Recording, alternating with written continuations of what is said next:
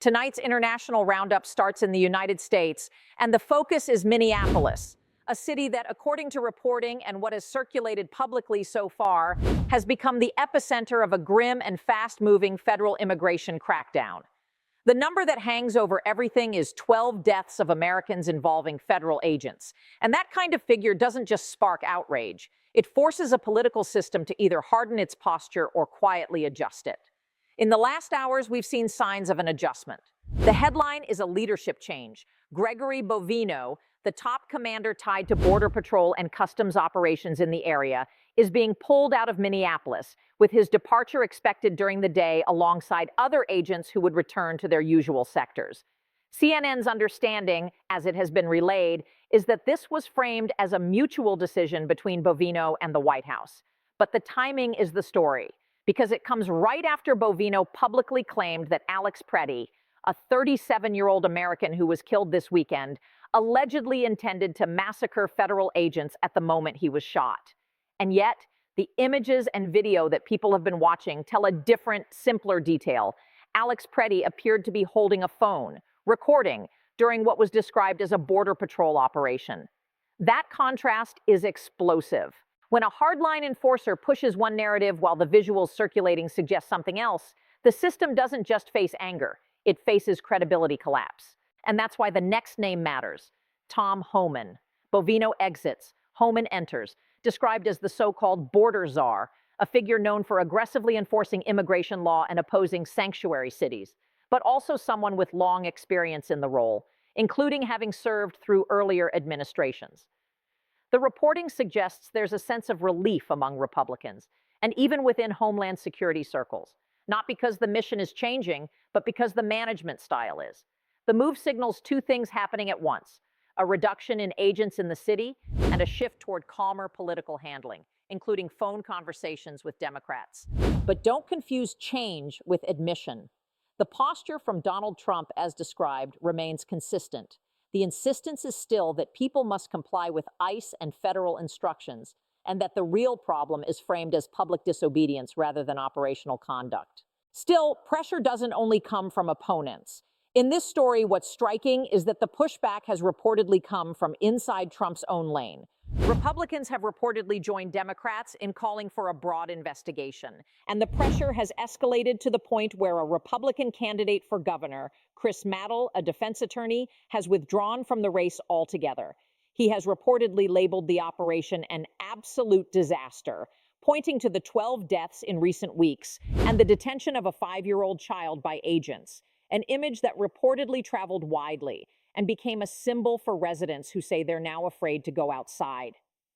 The scale being described is massive. Roughly 3,000 federal agents in recent weeks, spanning Border Patrol and ICE. Minneapolis isn't just a city under scrutiny. It's a test case for how far enforcement can go before politics itself starts forcing a tactical retreat. Now pivot, because while one part of the world is tightening borders, another part is redrawing trade maps. Today's second major development is what's being called a mother agreement between India and the European Union, an agreement described as historic, explicitly framed around reducing dependence on the United States and insulating both sides from an increasingly unstable relationship with Washington. The scale matters. After nearly 20 years of negotiations, the deal aims to remove import barriers and cut tariffs, described as roughly $4 billion less in duties. The images tell you how serious this is. Ursula von der Leyen, President of the European Commission, and Antonio Costa, President of the European Council, meeting in New Delhi to close the negotiations. The signature still isn't the finish line. What's described is a formal legal review that could take 5 to 6 months before final approval. But the momentum is the headline, especially because talks were reportedly stalled for years, from 2013 to 2022, and then accelerated when Donald Trump returned to the White House, injecting urgency into the EU's need to diversify. There's a hard strategic irony here that practically writes itself. In trying to strengthen America's leverage through tougher trade and more confrontational posture, Washington may be pushing major players to build alternative lanes without the U.S. at the center. And the proof isn't philosophical, it's market size. Trade between India and the EU, as cited up to March 2025 in India's fiscal year, was described at about $136 billion. That's not symbolic, that's gravitational, and it lands in a broader moment where the EU is also moving on other mega deals, like Mercosur, though even that comes with hurdles, including legal scrutiny being requested at the European level. Still, the signal is consistent. The idea of freer trade isn't dying globally, it's shifting. While the United States is the one placing more obstacles, other major blocs are betting that open flows still shape the future.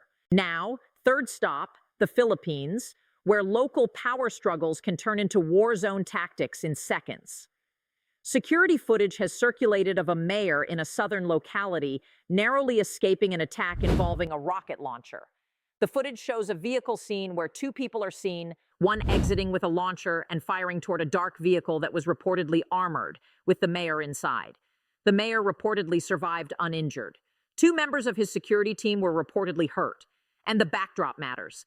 This isn't framed as an isolated incident in a calm region. It's described as an area with decades of tension, multiple armed groups, and a staggering toll, around 150,000 deaths over 50 years, with millions displaced. In that context, the attack isn't just an assassination attempt. It's a reminder that parts of the world still operate under persistent conflict logic, where public office comes with battlefield risk. And finally, Canada, where the drama isn't political or armed, but still dangerous. Weather that overwhelms a city. Toronto has been hit by what's being described as the largest snowfall in its history, nearly 60 centimeters over 2 days. The pictures are postcard beautiful until you translate them into consequences. Hundreds of flights canceled at the main airport, schools closed, and yes, the students were probably the happiest ones. And a surge of traffic accidents, more than 400 reported, with one fatality mentioned. Millions of residents were out clearing streets, digging out neighborhoods, and trying to restore normal movement in the most populated city in the country. It's the kind of storm that looks calm in a still photograph, but becomes exhausting, disruptive, and risky the moment you have to live inside it. That's the world in one sweep. Minneapolis testing the limits of federal enforcement under national scrutiny, India and Europe building a new trade backbone to reduce U.S. dependence, a mayor in the Philippines surviving an attack in a region defined by long conflict, and Toronto buried under a record storm that turns daily life into logistics.